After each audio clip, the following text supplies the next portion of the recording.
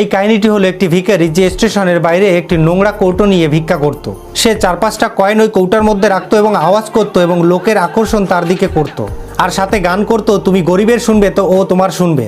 একদিন একটা প্যাসেঞ্জার ওখান থেকে যাচ্ছিল এবং সে খুবই ব্যস্ত ছিল, কিন্তু সে যখন ভিখারিকে দেখলো থেমে গেল। সে তার পকেটে হাত দিল এবং 100 টাকার নোটগুলি দেখতে লাগলো। ভিখারি এটা দেখলো এবং ভাবতে লাগলো, যদি একটি নোট আমি পেয়ে যেতাম তাহলে আমার ভাগ্য পরিবর্তন হয়ে যেত।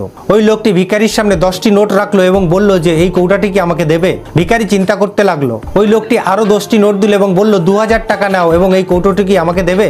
ভিখারি একটুও দেরি না করে 2000 টাকা নিল এবং কৌটোটি দিয়ে ওখান থেকে চলে গেল। এবং সে ভাবলো যে এই লোকটির মন পরিবর্তন না হয়ে যায়, তাই সে তাড়াতাড়ি ওখান থেকে চলে গেল। এবং ওই লোকটিও খুব ব্যস্ততার সাথে ট্রেন ধরতে চললো যাতে ভিখারির মন পরিবর্তন না হয়ে যায় এবং কৌটাটি ফেরত না নেয়। ট্রেনে বসে ওই লোকটি কৌটাটির ওজন অনুভব করলো এবং বুঝতে পারলো যে এটি আধা কিলোর উপরে আছে। লোকটি ধাতু গবেষক এবং জহরি ছিল। সে বুঝতে পেরেছিল এই নোংরা কৌটোটি আসলে সোনার। লাখ টাকার কৌটাটি